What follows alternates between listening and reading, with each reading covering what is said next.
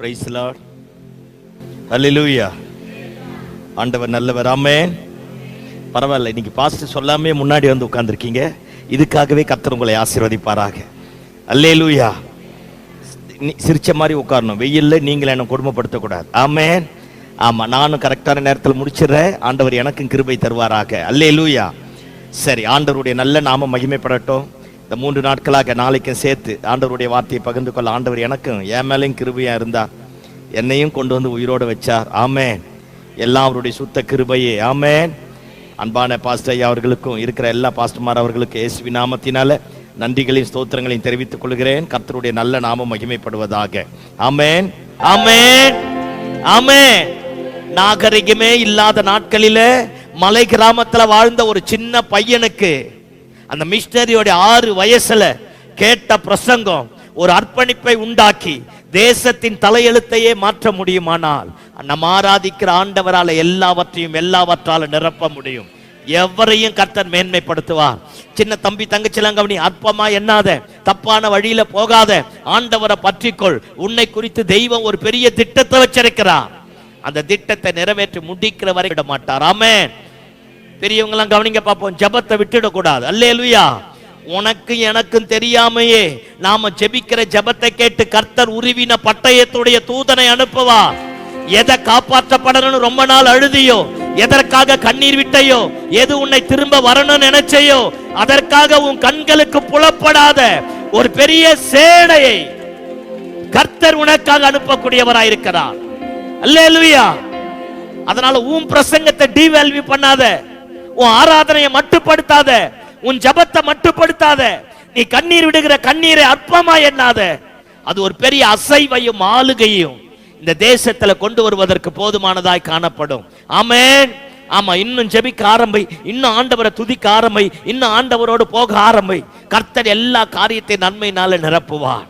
நன்றி கெட்ட இருதயம் இருக்கக்கூடாது. என்னது? சத்தமா சொல்லுங்க, சத்தமா சொல்லுங்க. நன்றி கெட்ட இருதயம் மட்டும் இருக்கக்கூடாது. அதுதான் பிசாசினுடைய பெரிய ஆயுதமே. புருஷனுக்கு நன்றி கெட்டவங்களா இருக்கக்கூடாது, மனைவிக்கு நன்றி கெட்டவங்களா இருக்கக்கூடாது, அப்பா அம்மாவுக்கு நன்றி கெட்டவங்களா இருக்கக்கூடாது, நமக்கு கற்றுக் கொடுத்த டீச்சர்மார்களுக்கு நன்றி கெட்டவங்களா இருக்கக்கூடாது, நமக்கு போதித்த போதக பிதாக்களுக்கு நன்றி கெட்டவங்களா இருக்கக்கூடாது, நெருக்கத்துல நமக்கு ஒரு டம்ளர் தண்ணியை குடிக்க தந்தாங்க பேர், அவங்களுக்கு நன்றி கெட்டவங்களா இருக்கக்கூடாது, நமக்கு ஒரு வேளை சோறை போட்டாங்க பேர், அவங்களுக்கு நன்றி கெட்டவங்களா இருக்கக்கூடாது. நன்றி கெட்டது பிசாசினுடைய இருதயம். ஆமா, நம்மை வளர்த்த சபைக்கு நன்றி கெட்டவங்களா இருக்கக்கூடாது. அது பிசாசினுடைய பெரிய தந்திரம். கோபத்தையும் வேண்டாத காரியத்தை உருவாக்கி, கசப்பை உருவாக்கி, அவங்க மேல தப்பான எண்ணத்தை உருவாக்கி நம்ம வெளியே கொண்டு போயிடுவான். வாழ்க்கை வேற மாதிரி மாற ஆரம்பிச்சிடும். இயேசுவின் நாமத்துல ஒருபோது நன்றி கெட்ட இருதயம் இருக்கக்கூடாது. ஆமென். தாவீது எப்ப தேவாலயத்துக்கு போனாலும் பக்கத்துல ஒரு அழுக்கு மூட்டை வச்சுட்டே இருப்பானா.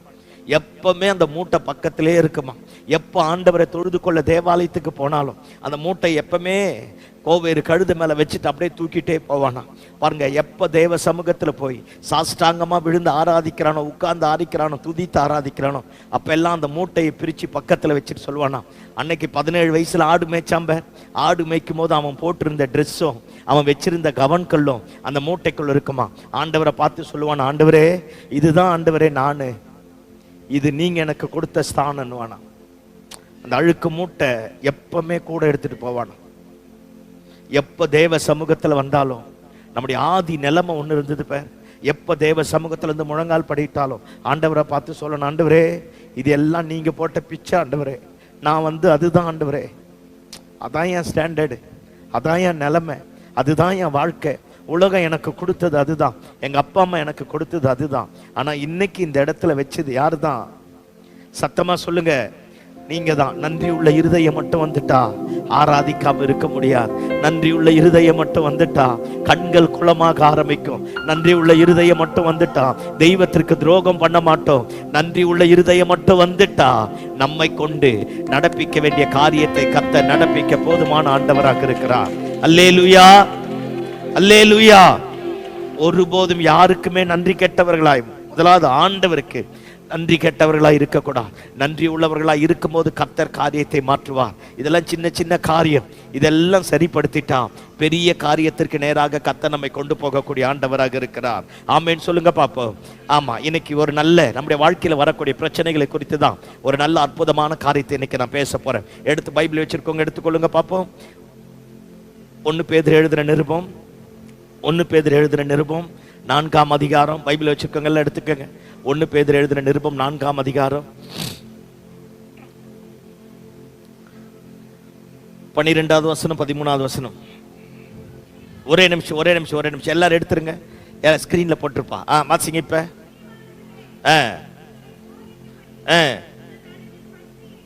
பிரியமானவர்களே, உங்களை சோதிக்கும்படி உங்கள் நடுவில் பற்றி எரிகிற அக்கினியை குறித்து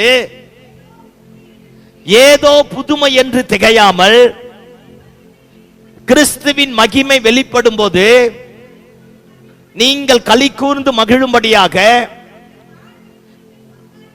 அவருடைய பாடுகளுக்கு நீங்கள் பங்காளிகளானதால் சந்தோஷப்படுங்கள். அல்லேலூயா. இந்த பக்கத்துல இருந்து ஒருத்தர் வாசிங்க பாப்போம்.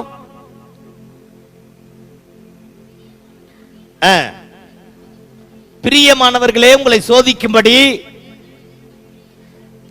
உங்கள் நடுவிலே பற்றி எரிகிற அக்கினியை குறித்து ஏதோ புதுமை என்று திகையாமல் கிறிஸ்துவின் மகிமை வெளிப்படும் போது நீங்கள் களி கூர்ந்து மகிழும்படியாக அவருடைய பாடுகளுக்கு நீங்கள் பங்காளிகள் ஆனதால் சந்தோஷப்படுங்கள். அல்லேலூயா, அல்லேலூயா.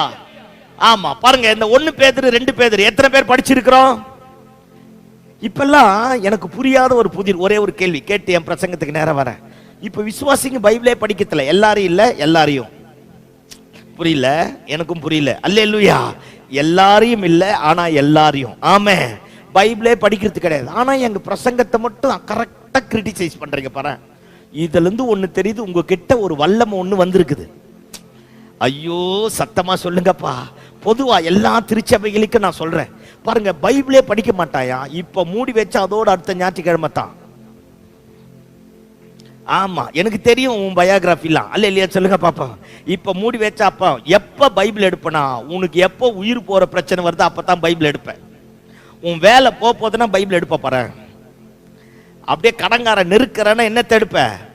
வெரி குட், நீங்க தான் உண்மையை ஒத்துக்கின ஒரே சபை. அல்ல இல்லையா சொல்லுங்க பாப்பா. அப்பதான் பைபிள் எடுக்கிறது, அப்பதான் ஜெபம் பண்றது, அப்பதான் பரிசுத்தமா போறது. நான் என்னன்னு சொல்றேன், ஆதாம்ல இருந்து இது வரைக்கும் எத்தனை அப்பா டக்கர ஆண்டவர் பார்த்திருப்பார். ஐயோ சொல்லுங்கப்பா, அந்த மாதிரிலாம் இருக்கக்கூடாது. ரெகுலரா பைபிளை படிக்கணும். பைபிளையே இன்னைக்கு கிறிஸ்துவம் படிக்க மாட்டேங்குது, ஆனா எல்லா பிரசங்கத்தையும் குறை சொல்றான். எனக்கு ஒண்ணு தெரிஞ்சிடுச்சு, பிசாசு ஏதோ ஒண்ணு கட்டவிழ்த்து விட்டுக்கிறான், அது எல்லா தலை மேல உட்காந்து கொண்ட போட்டுங்குது. ஆமேன் சொல்லுங்க பாப்போம். அது எல்லாத்தையும் தூக்கி தூரம் போடுவோமாக. ஆமேன். ஆமா, 1 பேதுரு 2 பேதுரு நிருபத்தை நல்லா படிச்சு பார்த்தீங்கன்னா 1 பேதுருல என்ன சொல்லியிருப்பார்னா, வெளியிலிருந்து வரக்கூடிய பிரச்சனைகள் எப்படி சபையை தாக்கும் அப்படிங்கறத எழுதியிருப்பார். 2 பேதுரு நல்லா படிச்சு பார்த்தீங்கன்னா சபைக்குள்ளாகவே இருந்து எழும்பக்கூடிய பிரச்சனைகள் எப்படி சபையை கெடுத்து நாசமாக்கும் அப்படிங்கறத பேதுரு அற்புதமா எழுதியிருப்பார். அல்லேலூயா. ஆமா, 2 பேதுருல 1 பேதுருல 5 அதிகாரம், 2 பேதுருல 3 அதிகாரம் நினைக்கிறேன். இது எல்லாத்தையுமே உள்ளுக்குள்ள இருந்து வரக்கூடிய பிரச்சனை 2 பேதுருலயும், வெளியிலிருந்து வரக்கூடிய பிரச்சனைய இப்படியாவது நீங்க கத்துப்பீங்கன்னு தான். எந்த பேதுருல? மீன் பிடிக்கிற பேதுரா? எந்த பேதுரு? 1 பேதுருல வெளியில இருந்து வரக்கூடிய பிரச்சனைகளை பேதுரு அற்புதமா எழுதியிருப்பார். பாருங்க, தான் வாழ்க்கையில பேதுரு தன்னுடைய வாழ்க்கையில தடுமாற்றம் வந்து நெருக்கம் வந்து விழுந்த பொழுது அவர் எப்படி எந்திரிச்சு நின்று ஆண்டவருக்காக பயன்படுத்தப்பட்டாரோ, அதே மாதிரி நெருக்கத்தின் ஊடாக கடந்து போகிற அத்தனை பேருக்கும் ஆறுதல் சொல்லி தட்டி எழுப்பி மீண்டுமாய் விழுந்த இடத்துல தேவனுக்காக மகிமையாக பிரகாசிப்பதற்காக அற்புதமாய் இந்த நிருபத்தை எழுதி வச்சிருப்பார். அல்லேலூயா. இப்பதான் பேதுரு அந்த கடைசி நாட்களில சபைகள் எல்லாம் பயங்கரமா துன்பப்படுத்தப்பட்டது, சபைகள் சிதறடிக்கப்பட்டது, கிறிஸ்தவம் அப்படின்னாலே உபத்திரவங்கள் பெருசா மாற ஆரம்பித்தது, மரண ஓலங்கள் எங்க பார்த்தால் எழும்ப ஆரம்பித்தது.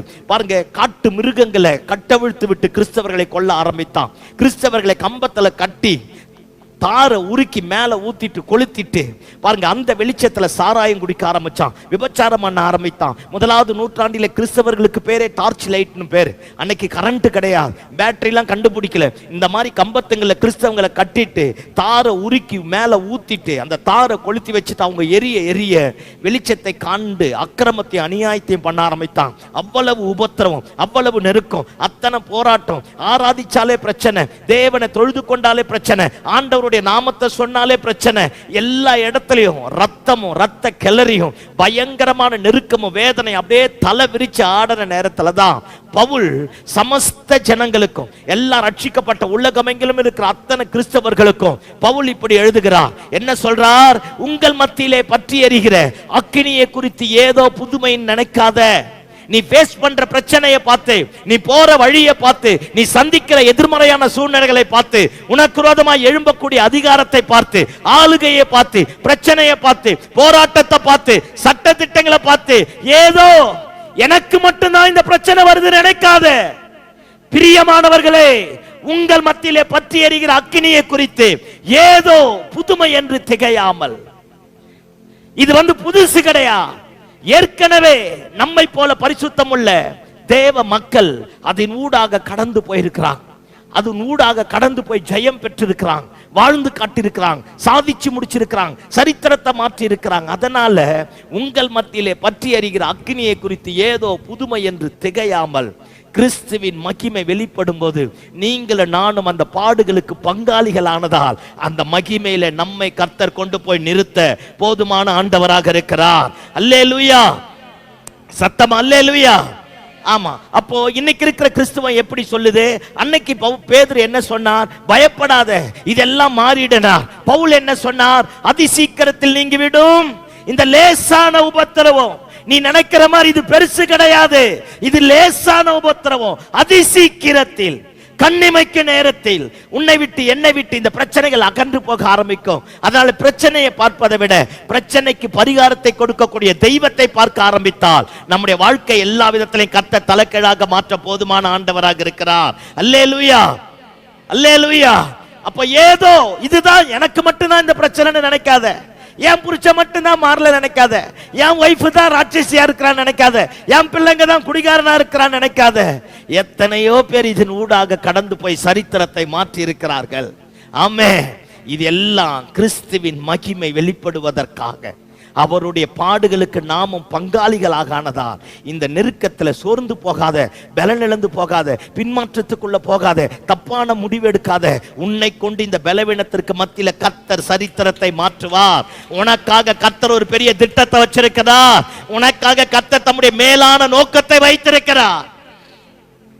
அதனால இவைகள் எல்லாவற்றையும் தூக்கி தூர போட்டுட்டு விசுவாசத்தை துவக்குகிறவரும் முடிக்கிறவருமாகிய இயேசுவை நோக்கி நமக்கு ஞாமித்த ஓட்டத்திலே நாம் பொறுமையோட ஓட கடவோம். அல்லேலூயா. ஆமா, பிரச்சனை வந்துட்டாலே சொல்றது, யாரோ சூனியம் வச்சுட்டான் பாஸ்டர், யாரோ மந்திரம் பண்ணிட்டான் பாஸ்டர், எவனோ எனக்கு விரோதமா வந்துட்டான் பாஸ்டர். நம்ம வேப்ப மரத்தடியிலிருந்து வந்தோமா?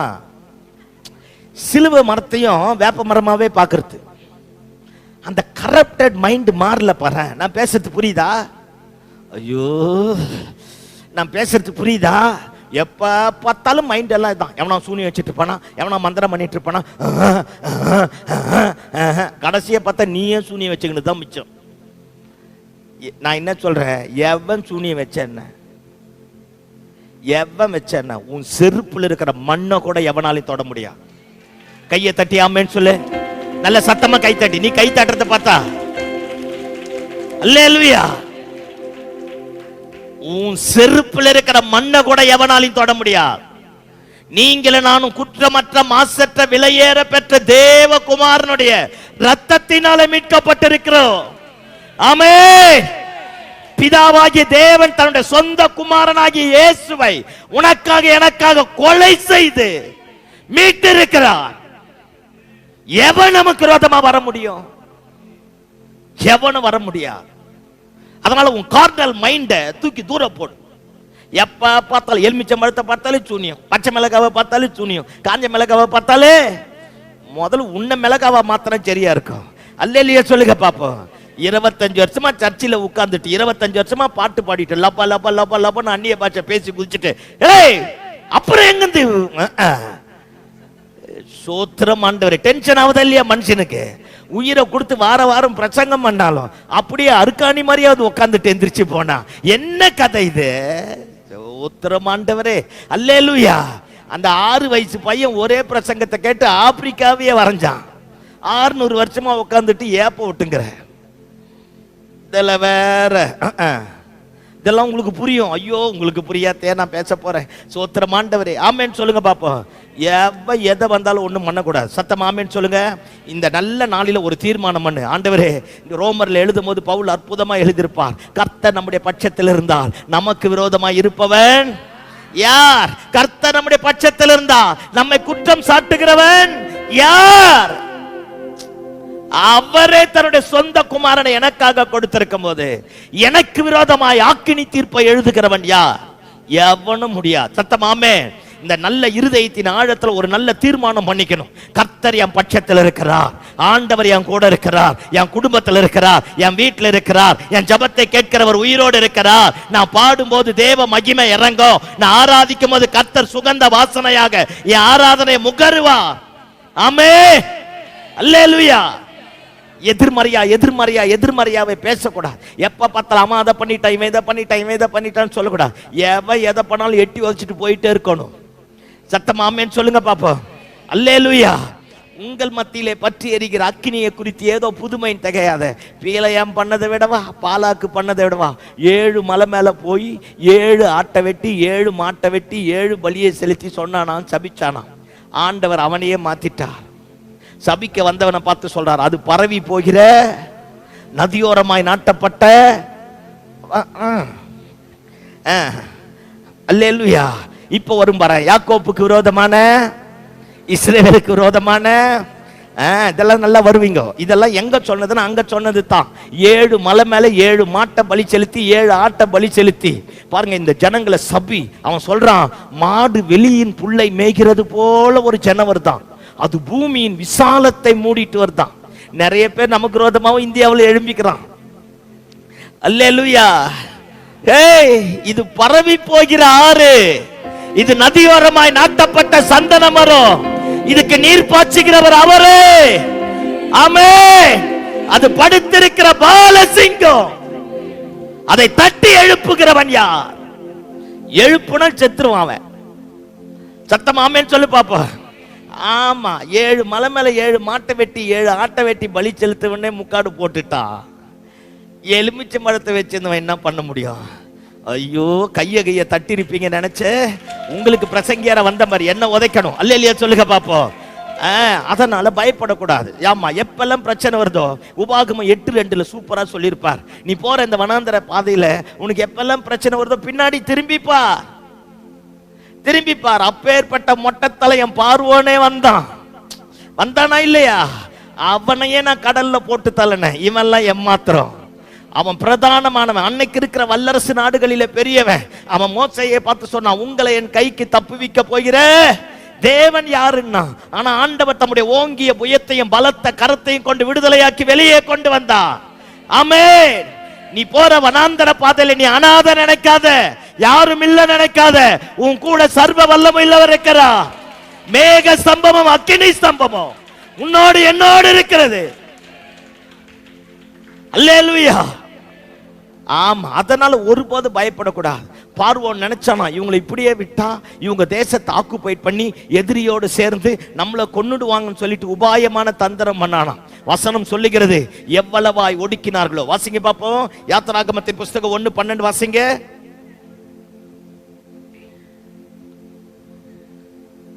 யாத்திராகமம் 1:12. இயேசு வர்றதுக்குள்ளே எடுத்துடணும். நல்ல சத்தமா.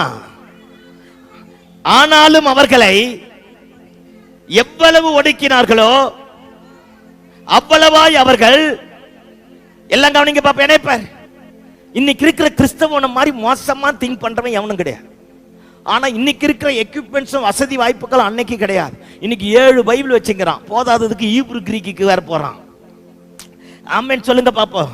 ஆமா, எல்லா பிரசங்கத்தையும் கேட்கறது, எல்லா இடத்துக்கும் போறது, ஆனா ஒன்னையும் பார்க்கறது கிடையாது. இந்த மெட்ராஸ் குறிச்சி, என்ன குறிச்சி நானே சொல்றது, மெட்ராஸ் குறிச்சி சொல்லுவாங்க. மெட்ராஸை சுத்தி தண்ணியா, ஒரு டம்ளர் தண்ணி கூட, ஏன்னா மொத்தம் கடல் உப்பு தண்ணி. ஐயோ சொல்லுங்கப்பா. அதே மாதிரி தான் இன்னைக்கு பாருங்க, எல்லா இடத்துலயும் பிரசங்கம், ஒன்னுத்தையும் கேட்க முடியல. ஏன்னா எல்லாம் கள்ள போதகம். ஐயோ அல்லேலூயா. ஆமா, இன்னைக்கு எல்லாம் என்னை பாருங்க பார்ப்போம். நிறைய நேரத்தில் நம்ம இப்படித்தான் நினைக்கிறோம். இங்க பாரு, கண்டது அது இது இது இது இது இது இதுன்னு போறதை விட்டுட்டு உருப்படியா உனக்குன்னு தெய்வம் நிர்ணயித்த சபையில வந்து உட்கார்ந்து கேட்கிற ஒரு பிரசங்கத்துக்கும் வாழ்க்கையை பரிபூர்ணமா அர்ப்பணிச்சு நீ எழும்பி போக ஆரம்பிச்சு பார். எத்தனை பேர் உன்னை ஒடுக்க வந்தாலும், எத்தனை பேர் உன்னை அழிக்க வந்தாலும், எத்தனை பேர் உனக்கு அநீதி செய்ய வந்தாலும், எத்தனை பேர் உனக்குரியதை அபகரிக்க வந்தாலும், இயேசுவின் நாமத்தில் இந்த காலை வேளையில நான் தீர்க்க தரிசனமா சொல்றேன், அவர் சேனையின் அதிபதியாய் உனக்காக வருவார். ஆமென். எவ்வளவாய் ஒடுக்கினார்களோ அவ்வளவாய் பழுகி பெருக ஆரம்பித்தார்கள். எப்ப நமக்கு விரோதமா ஒருத்தன் வில்ல வரானோ அப்பதான் ஆண்டவரே எந்திரிப்பார். ஐயோ, வேற சர்ச்சை அந்த கையை தட்டி ஆமே நல்லேலியா சொல்லியிருக்கோம். எப்ப நமக்கு விரோதமா ஒருத்தன் அழிச்சிடுறேன்னு வரானோ நம்ம அப்பதான் நினைப்போம். நான் என்ன சொல்றேன்,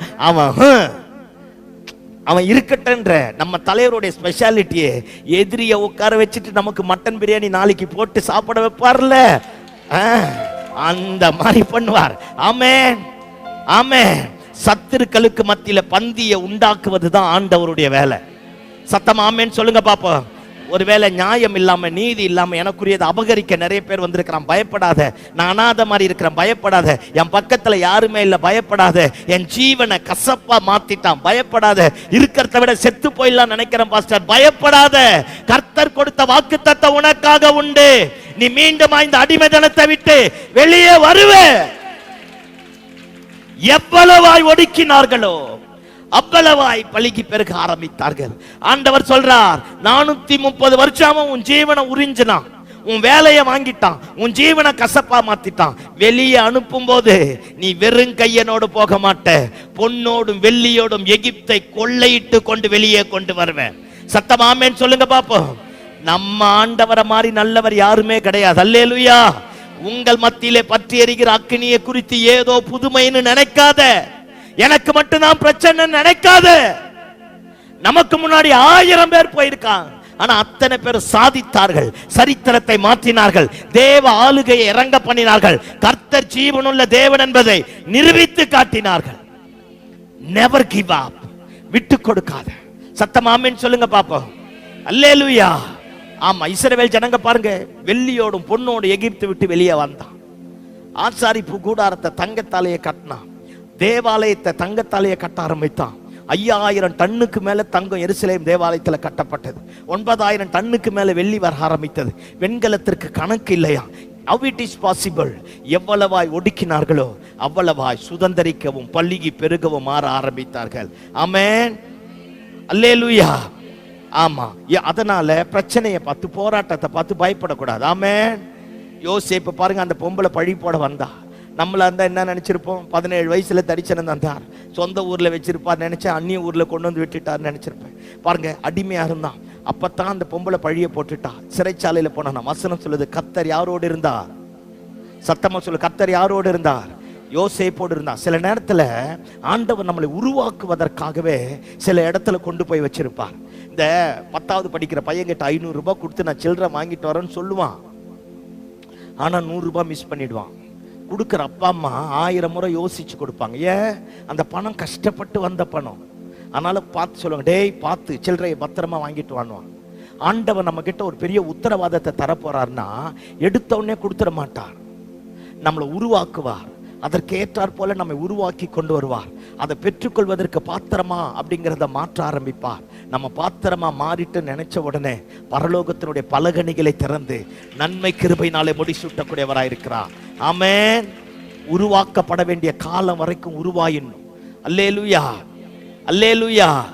ஆமா பாருங்க, நல்ல கிருபை பெற்றவர்கள் ஏன் சிலர் விழுந்து போறான்? நல்ல வைராக்கியமா பிரசங்கம் பண்ணவெல்லாம் ஏன் கள்ள உபதேசத்துக்கு நேரா போயிடுறான்? நல்ல மகிமைக்குரிய ஸ்தானத்துல பெரிய பெரிய ஆளா எழுமினவெல்லாம் கொஞ்ச நாள் கழிச்சு ஏன் காணாம போயிடுறான்? எல்லாம் இணைப்பார். உருவாக்காமல் பெற்ற ஆசீர்வாதம் நம்மை உருக்குலைச்சிரும். உருவாக்கி ஆண்டவர் கொடுக்கிற ஆசீர்வாதம் நம்முடைய சந்ததி சந்ததியாய் வாழ வைக்க ஆரம்பிக்கும். சவுல் உருவாக்கப்படல, முதல் ராஜரீக ஆளுகை வந்தது, பெரிய அற்புதம் பண்ணா, பெரிய பெரிய காரியம் நடந்தது. 3 வருஷம் தான் ஆண்டவரோடு இருந்தான். 37 வருஷம் ஆண்டவருக்கு மனநோவா இருக்க ஆரம்பித்தான். ஆனா ஆண்டவர் சிங்காசனத்தை விட்டு எடுக்கல. அந்த 30 வருஷமா தாவீதை உருவாக்க ஆரம்பித்தார். தாவீதை உருவாக்க ஆரம்பித்தார். எவனோ ஒருத்தன் நமக்கு எதிரி மேல உட்கார்ந்துட்டு இருக்கிறான், ஆண்டவர் இன்னும் அவனை எடுக்கலையே, அவன் அவ்வளவு அக்கிரமக்காரனா இருக்கிறான்னு நினைக்காத.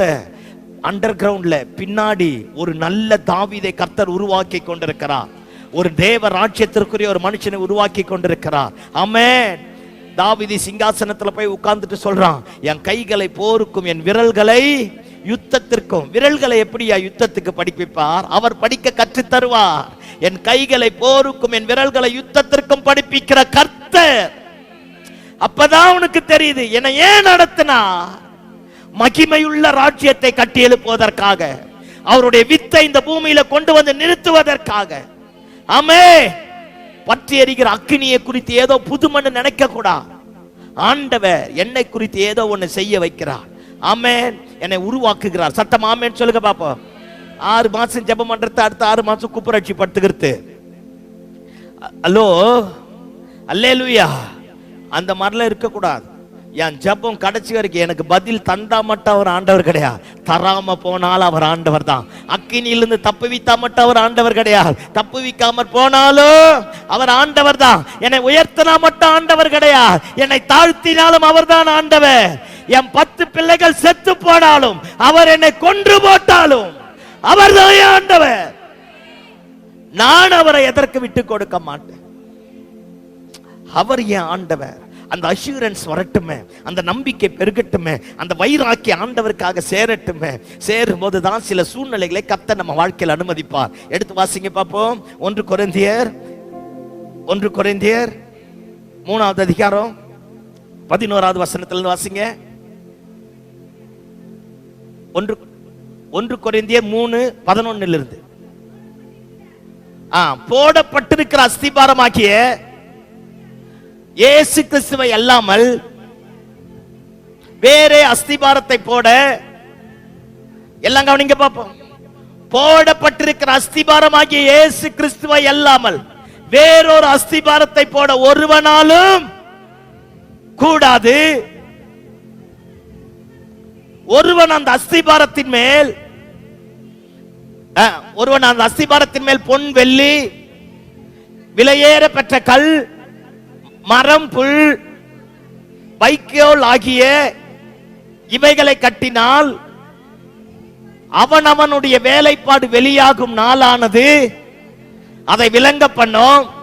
ஏனெனில் அது அக்கினியினாலே வெளிப்படுத்தப்படும்.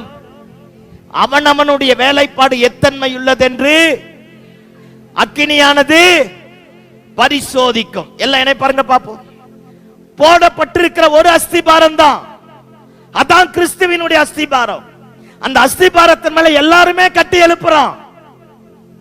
எல்லாரும் கட்டி எழுப்புறான்.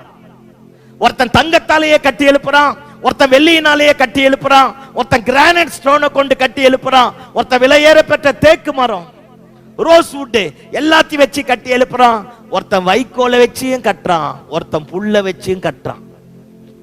அவனவன் கட்டினது எத்தன்மை உள்ளது என்று 2 காரியம் நிரூபிக்குமா. 1, நாளானது விளங்க பண்ணும். என்னது? சத்தமா சொல்லுங்க. நாளானது. 2வது அக்கினி விளங்க பண்ணும். நாளானது விளங்க பண்ணுனா என்ன?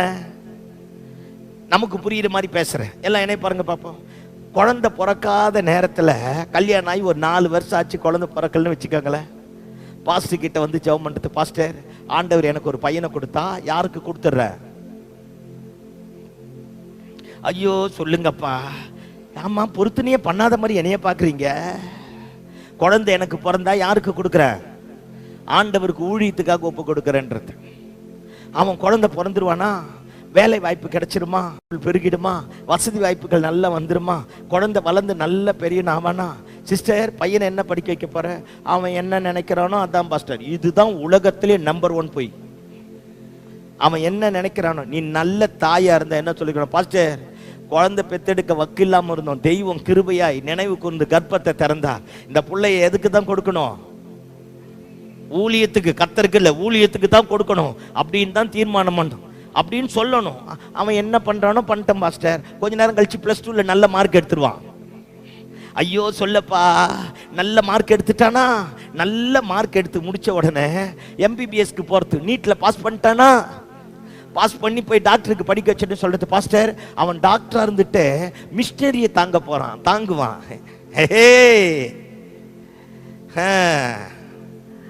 நல்லா வருவீங்க.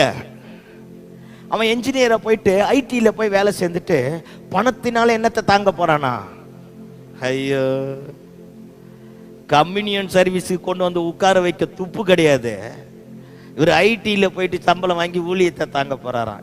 நீ நினைச்சுங்கிற, நான் நினைச்சுங்கிறேன், ஆண்டவர் இதை நம்புவார்னு. அவரு கோத்ரேஜை பூட்டிட்டு எப்பயோ போயிட்டாரு.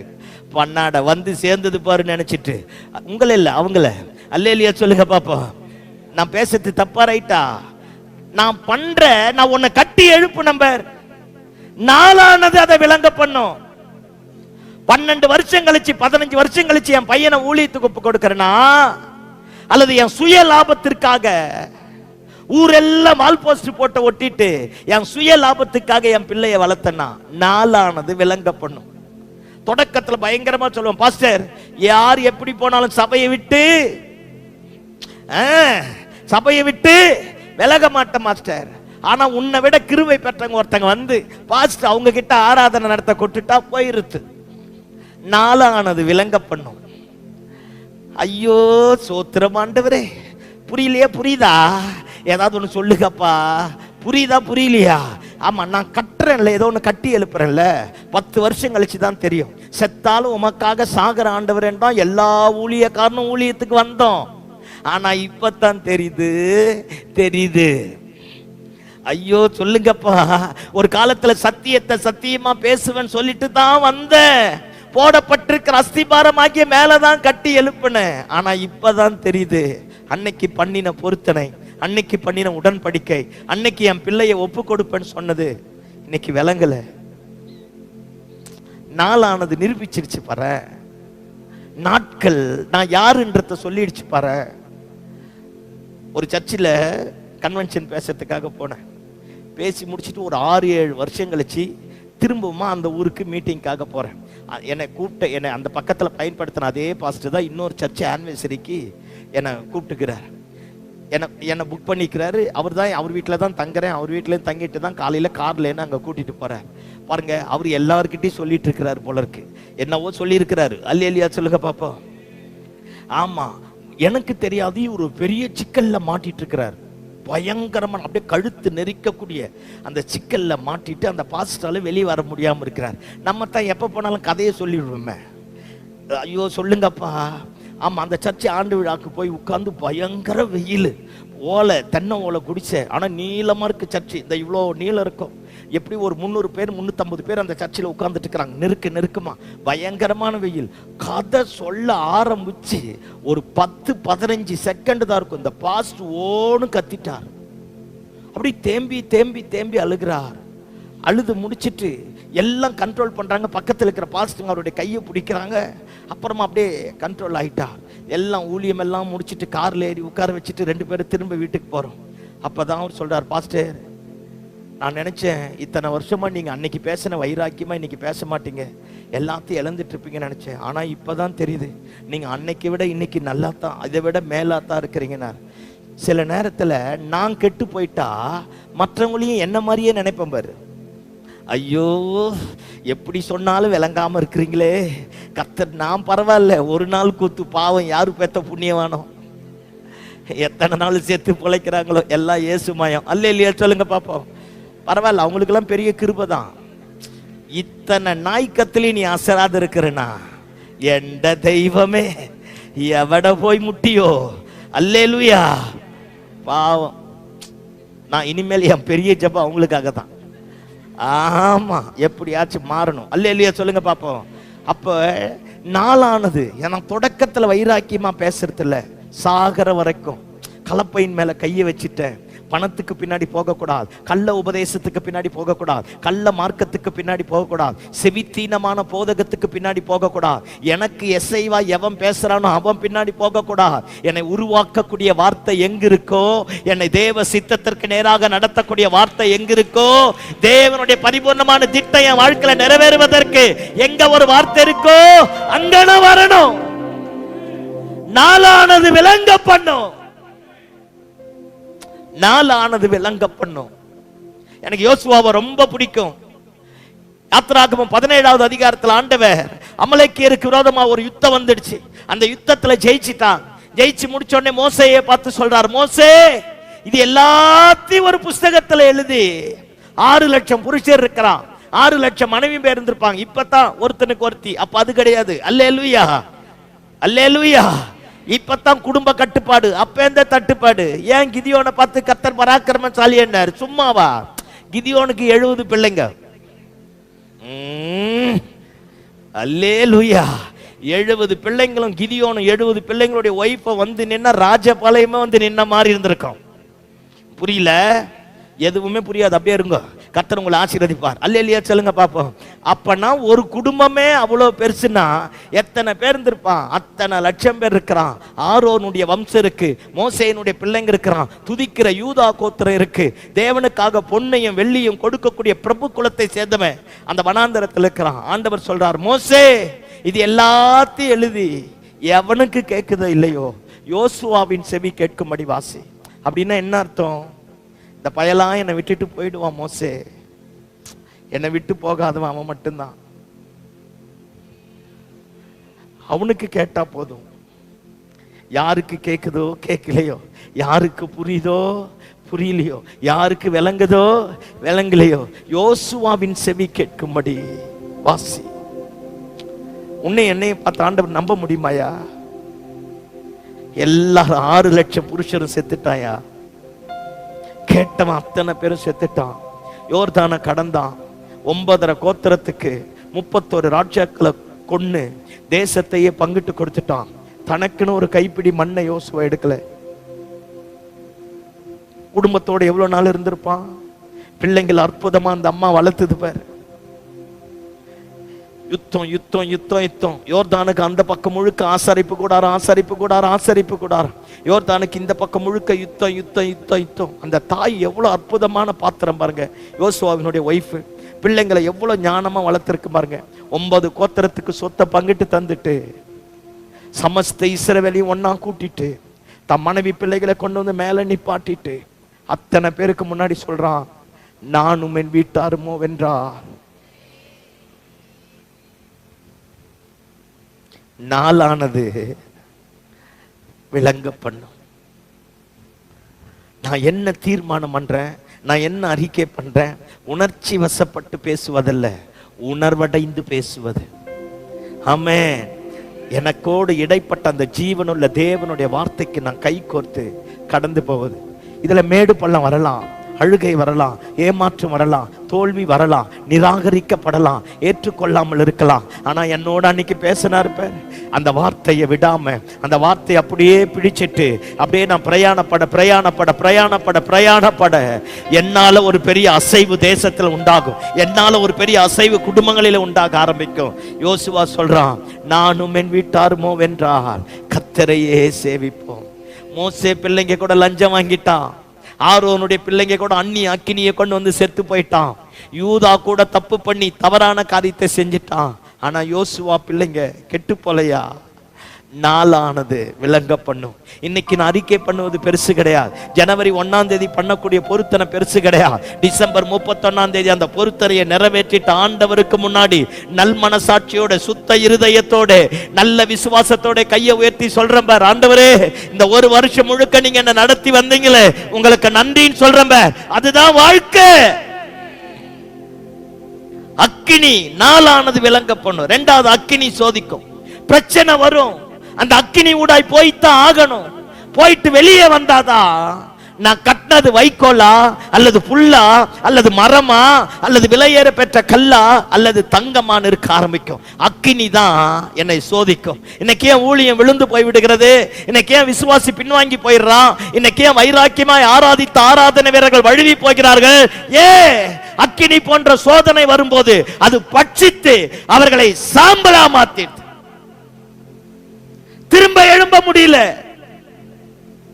திரும்ப கட்டப்பட முடியல, திரும்ப அந்த முந்தின மகிமை வரல, திரும்ப அன்னைக்கு ஜெபம் பண்ண அந்த ஜெபாவி வரல, அன்னைக்கு பண்ண ஆத்மா பாரம் வரல, அன்னைக்கு இருந்த வைராக்கியம் வரல, அன்னைக்கு தேவனோடு நடந்த நடக்கை வரல, அன்னைக்கு பார்த்த தரிசனம் இன்னைக்கு இல்ல, அன்னைக்கு பெற்ற வெளிப்பாடு இன்னைக்கு இல்ல, அன்னைக்கு பிரசங்கம் பண்ணும் போது ஜனங்கள் அழுது ஒப்பு கொடுத்தாங்களே இன்னைக்கு அந்த அபிஷேகத்தினுடைய ஆளுகை இல்ல. அந்த அக்கினி ஊடாய் கடந்து போகும்போதுதான் என் அழைப்பு என்ன, நான் எப்பேற்பட்டவன், நான் யாரு அப்படிங்கிறத கர்த்தர் நிரூபிக்க ஆரம்பிப்பார். ஆமென். சத்தமாமேன்னு சொல்லுங்க பாப்போம், சத்தமாமேன்னு சொல்லுங்க பாப்போம். ஆமா பாருங்க, என் கல்யாணத்துக்கு முன்னாடி ஒரு 3000 பேர் கூடி இருக்கிற ஒரு பெரிய கான்ஃபரன்ஸ்ல நான் பேசுறதுக்காக போறேன்.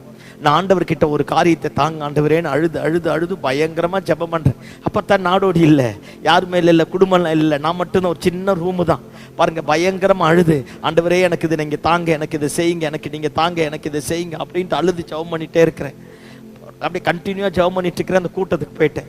பாருங்க, அந்த கூட்டத்துல பேசுறவங்க எல்லாருமே சிலர் ஃபாரினரும் வந்திருக்கிறாங்க, பேச போறாங்க. கூட்டத்துல பேசுறவங்க எல்லாருமே பெரிய பெரிய ஆளு, பெரிய பெரிய சர்ச் வச்சிருக்கிறவங்க. எல்லாரும் ஃபோன் பண்ணி சொல்றாங்க, பாஸ்டர் எங்க சபையே 21 நாள் ஜெபம் பண்ணுதுங்கிறான். அவன் என்னென்னமோ சொல்றான். நமக்கு தான் சபை இல்லையே, நாடோடி தென்றலாச்சே. அல்லேலூயா. எங்க காத்து வச்சுது அப்படியே போயிட்டே இருக்க வேண்டியதான். சத்தமா ஆமென்னு சொல்லி பார்ப்போம். எனக்கு அப்படியே பயம் ரொம்ப பெருக்கு.